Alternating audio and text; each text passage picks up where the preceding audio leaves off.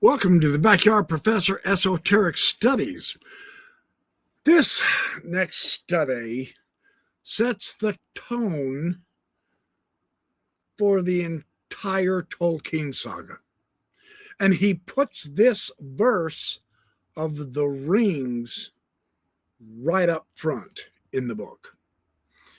And this just gives us the whole thing in a nutshell. I want to examine the rings of power in a new interpretation. Now, I have a confession. This turned out to be a much larger study than I expected, so I have broken this up into two parts. Tonight will probably be the introduction. I say two parts. It might be three. There is so much delicious information here that has practical meaning for us in our lives. The more I've analyzed this and thought about it while I'm at work, the more I'm convinced that this can give us a practical way of living that is nothing but beneficial. So I want to give this interpretation on the rings of power.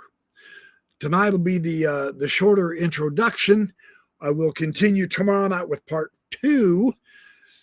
And if I'm not careful, I'll probably have to have a part 3. I think I can wrap it up in 2 parts, though. But again, Tolkien is just beyond description in so many remarkable ways, because he is so all-encompassing in his ability to spin a yarn and make it meaningful.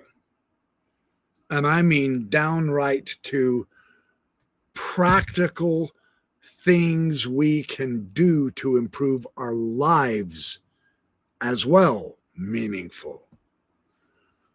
But as far as creative mythology, there's just nothing like this. So let me get started. I love this stuff. I cannot get enough of this.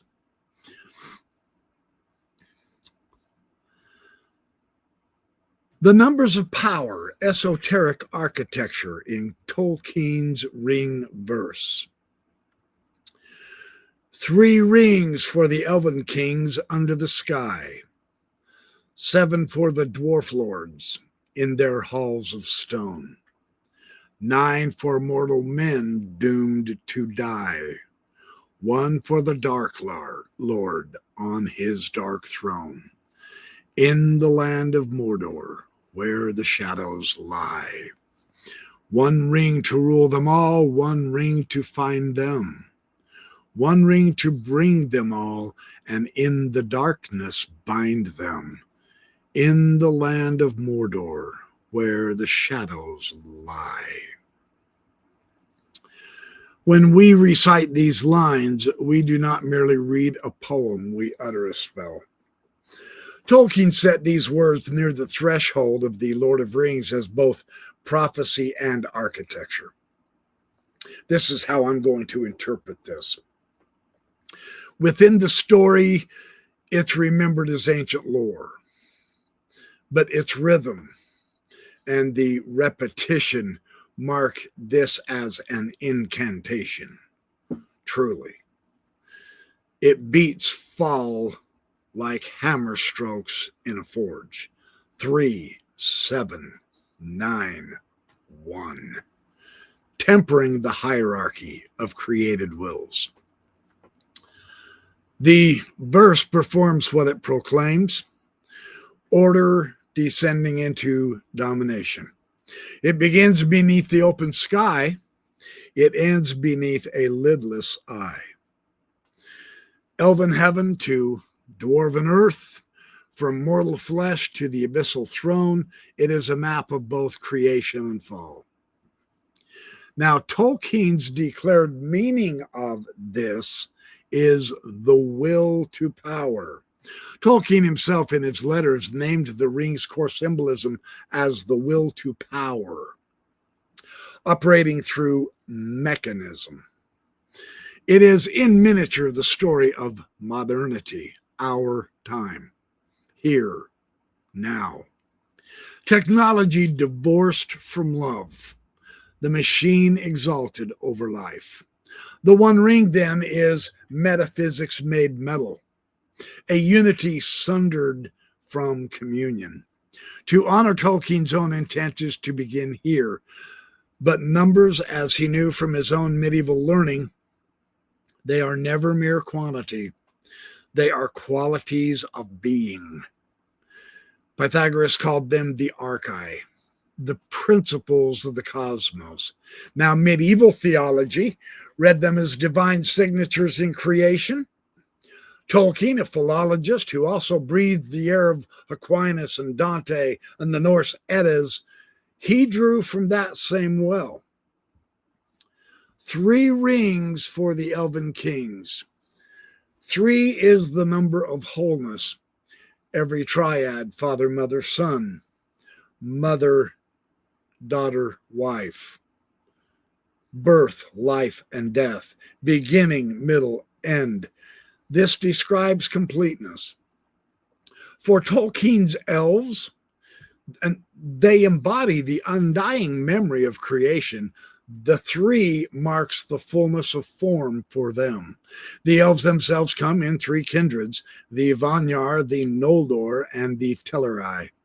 They fashioned 3 Silmarils, that is, the jewels of the primordial light. When Celebrimbor, last heir of Fëanor's craft, forges the 3 rings, he repeats the pattern.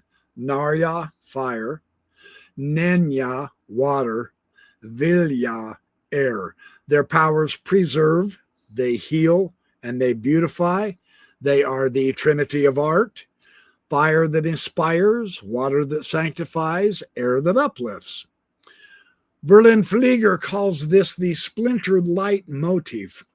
Each ring is a prism, preserving a fragment of the original radiance of creation. Their very number asserts harmony, the unbroken circle of being before the fall into domination. In Pythagorean symbolism, there is the triangle of stability, the first shape that can actually stand. So the elves who resist decay, they receive 3. They stand unbowed by time, though they are fading. 7 rings for the dwarf lords. Now, we see where 3 speaks of perfection. 7 is what joins heaven and earth. The medieval mind saw 7 as 3 plus 4, that is, spirit wedded to matter.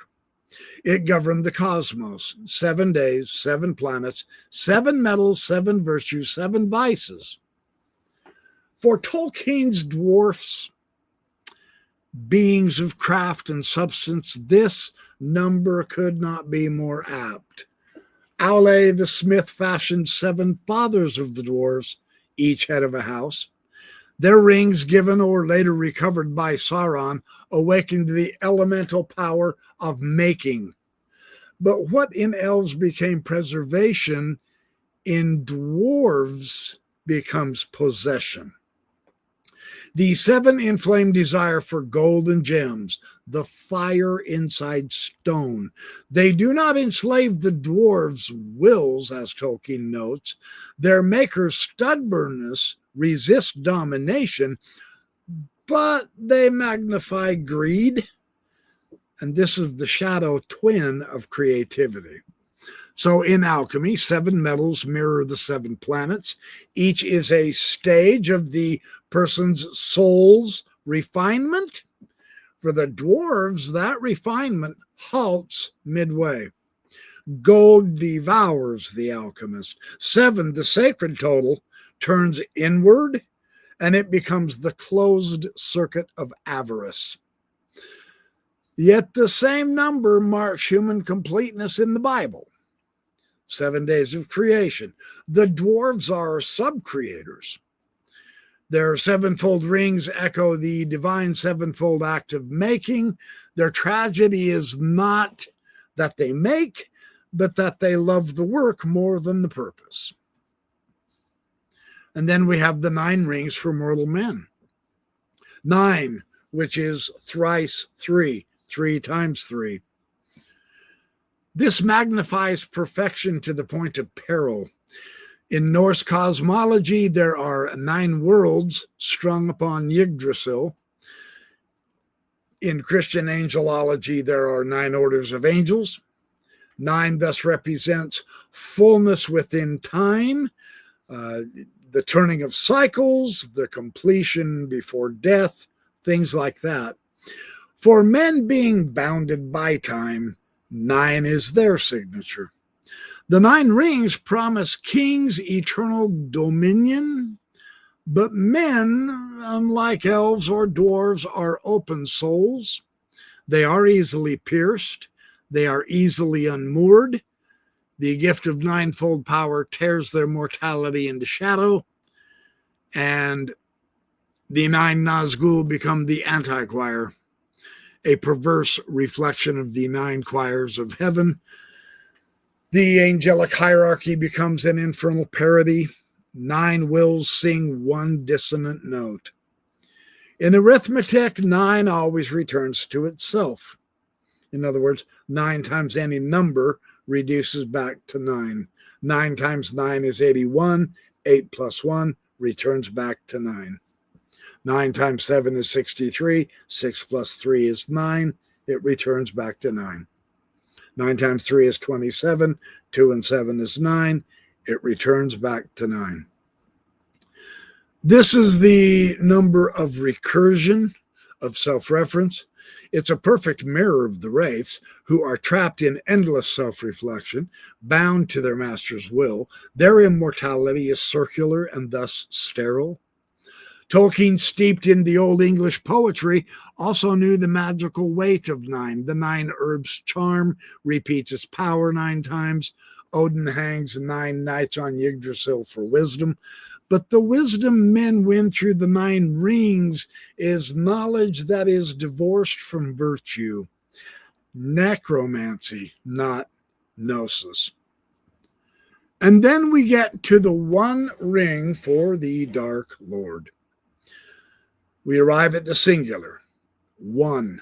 And this is the number of unity, of course. It's unity, source, origin. In sacred mathematics, it signifies the divine monad, the undivided. But when unity is severed from love, it becomes tyranny. Sauron's 1 is not harmony, but homogeny. Not the center of communion, but the erasure of difference. The ring's inscription makes this plain: rule, find, bring, bind. Each verb contracts the world toward a single will. The 1 ring is monotheism without mercy. It is creation without creator. It is a machine god of total control. Its black tongue, the black speech, is the anti-language. See, it's a unison without music.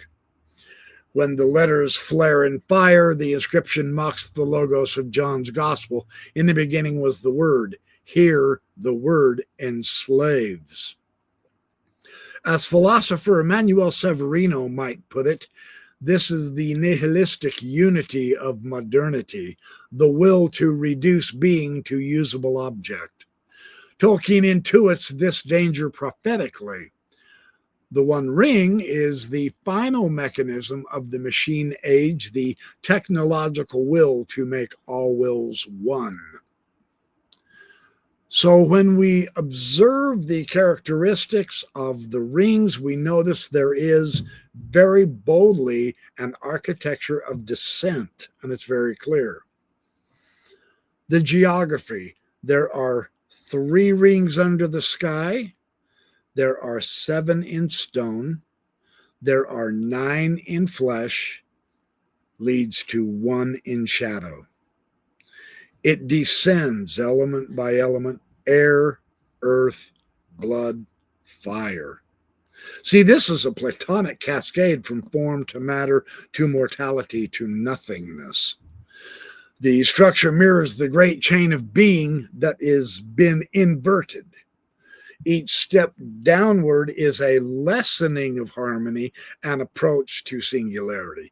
So, in that sense, the ring verse is also a cosmogony in reverse. It's a fall of number from the Trinitarian perfection of the elves to the monadic despotism of Sauron. Creation contracts until only command remains. Now, the subcreation and the music of the Ainur is a very interesting process here. In the Ainu Lindale, the world begins in music. Each theme of Iluvatar's design expresses an aspect of harmony. When Melkor introduces his discord into the song of creation, he does not silence the others. He seeks to make their voices his own. That is, the one ring is that impulse cast in metal. So the numbers of the ring verse correspond to the harmonies of the music. 3 is consonance, the pure triad, Iluvatar's original theme. 7 is the diatonic scale, craft and variation. 9 is the full mortal choir, history and motion. 1 is the false unison, the suppression of polyphony. So Tolkien's legendarium then is musical mathematics, power as harmony or as domination of rhythm. The one ring breaks the chord. So we can reflect on this philosophically a little bit. The verse is also for more or less, a moral geometry. 3 represents participation. The elves' art cooperates with creation. All right, now the 7 would represent transformation. The dwarves' art manipulates creation. The 9 represents usurpation. Men attempt to command creation. And the 1 represents annihilation, the will that ends creation. Tolkien beautifully illustrates each of these numerous times, but the ones that stand out to me are these. I want to just do a brief review to give you a good example of them.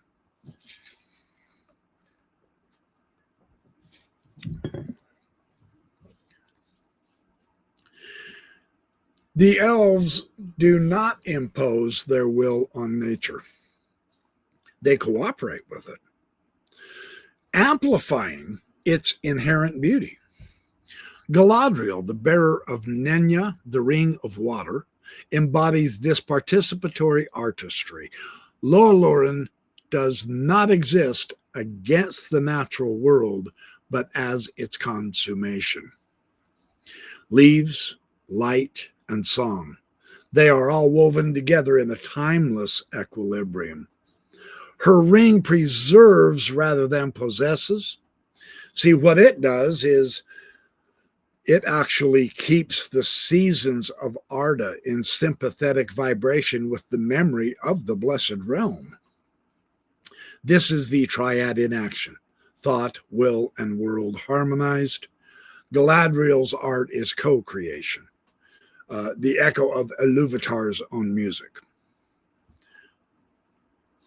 The 7 transformation, with the dwarves and their celebrated craft, reshape the raw gift of the world through manipulation. That is, they have a transformation of matter by skill. A perfect instance is Celebrimbor's friendship with Narvi when they carved the doors of Durin at Moria. Silver and Ithilden engraved so finely that the metal captures and releases moonlight. Here we see the divine craftsman mind working through mineral form. Philo's festival of the universe is expressed in stone here. Philo of Alexandria was a very famous historian philosopher in Jesus's day. Yet the same impulse, magnified by their 7 rings, turns inward. The forge that could transmute ore into art now breeds avarice. Their transformation of nature becomes nature's captivity. The Sabbath of rest is lost. Perfection becomes repetition. This 7 is the rhythm of making without repose. It's the echo of creation detached from its contemplative pause. Avarice in Tolkien isn't just the greed for money, though. It's a spiritual condition.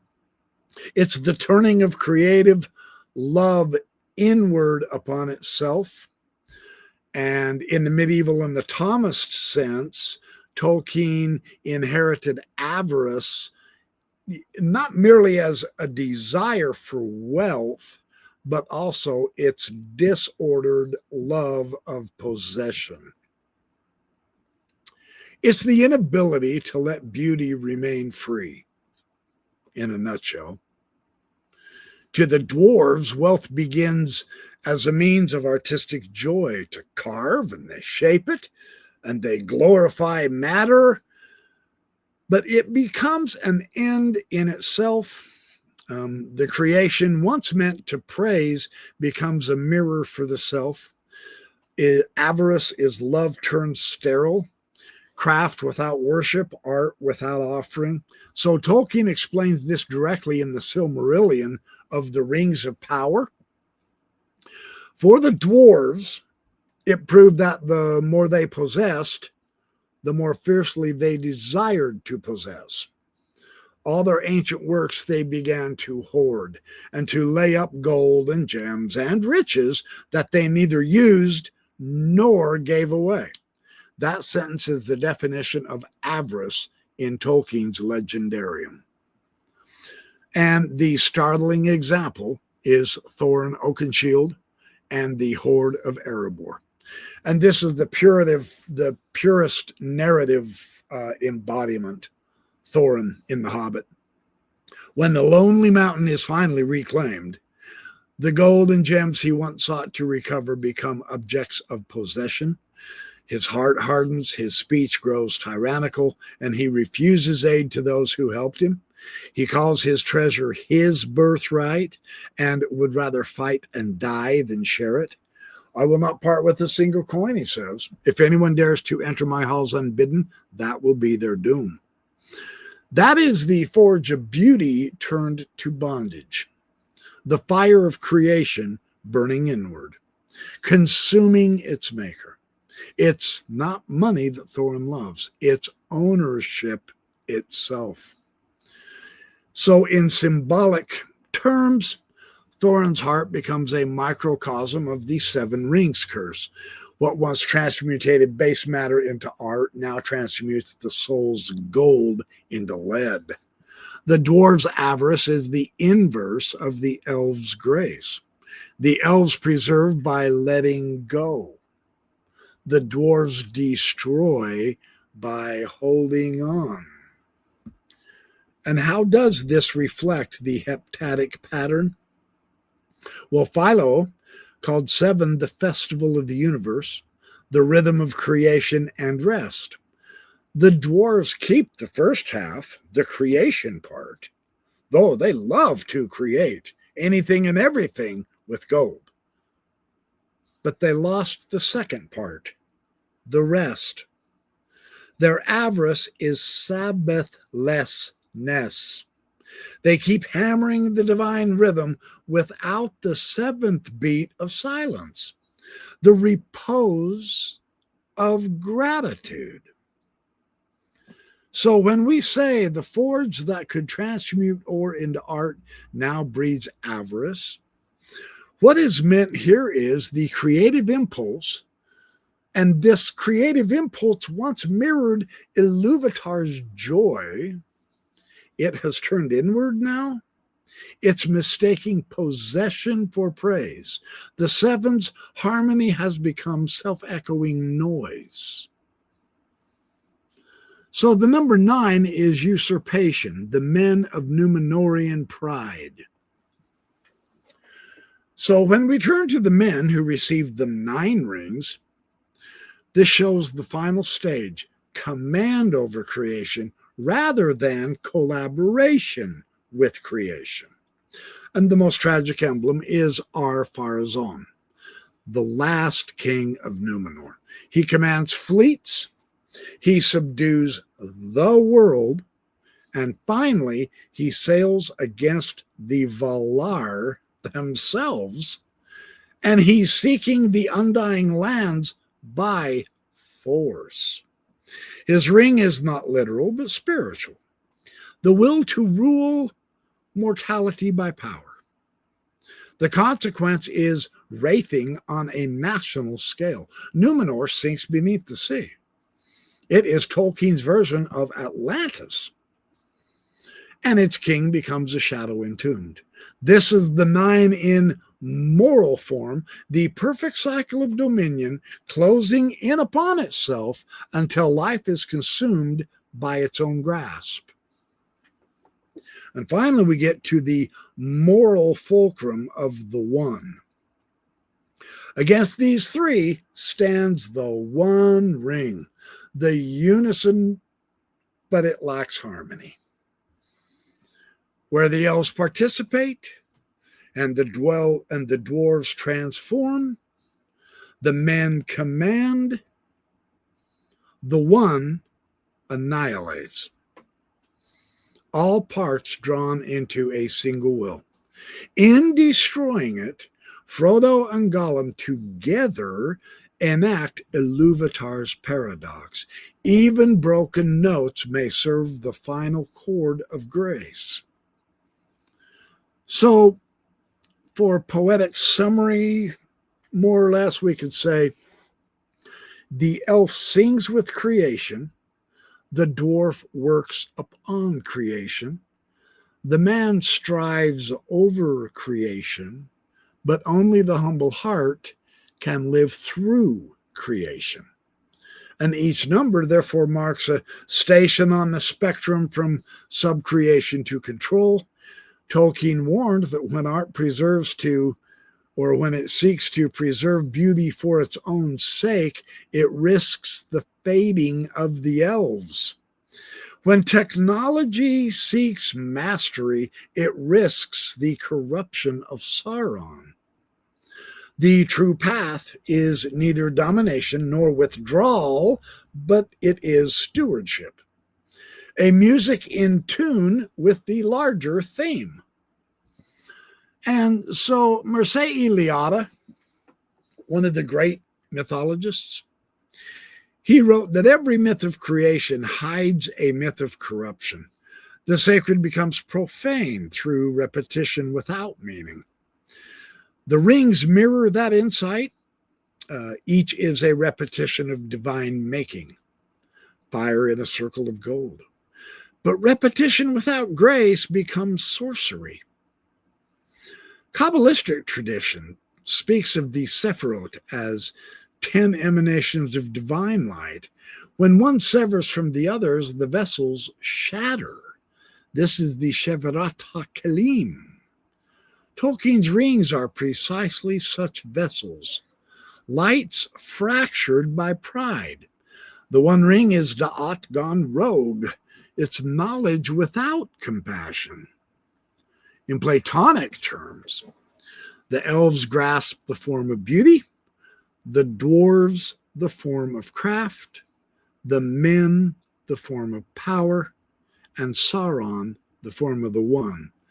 But each one form isolated becomes idolatry. The poem therefore dramatizes a metaphysical law. The higher the number's perfection, the greater the peril when it is torn from relation. So the moral music of numbers now comes into play because Tolkien didn't put the numbers in his world as mere numerology for its own sake. There are moral acoustics that we want to begin to hear and listen to. 3 harmonizes, the triad of creation. 7 resonates, material completion. 9 reverberates, time echoing upon itself. And 1 silences, the tyrant note that drowns the chord. In the end, Frodo's mercy, his refusal to command even at the cracks of doom, this restores the true one unity through pity, not power. The ring is destroyed not by arithmetic, strength, but by moral inversion, the small against the total. So the ring verse endures because it speaks in the oldest language that we humans know, the mathematics of meaning. 3, 7, 9, 1, each is a pulse of being, each is a moral frequency. Tolkien, scholar of myth and maker of myth, arranged them like notes in a cosmic chord that modulates from harmony to dissonance, from light to shadow. And yet, as the Ainulindale remind us, no discord can finally mar the great music. Even Sauron's one becomes a counterpoint that Iluvatar weaves into a larger theme still. The final arithmetic is grace, the unity of love, and this unity of love gathers all the differences without erasing them. So the poem that begins as a charm of domination ends in the story's unfolding as a revelation of humility. For in Middle Earth, as in our own world, the true power is not to rule, find, bring, or bind, but to let go. So that's the end of part 1. I will bring part 2 to you tomorrow evening. Thank you for watching the Backyard Professor Esoteric series. Hit the like and subscribe and click on that notification button. You'll know when I drop another video. I appreciate all of your support, and I hope every single one of you have a very blessed night tonight and a great day tomorrow. I'll see you then.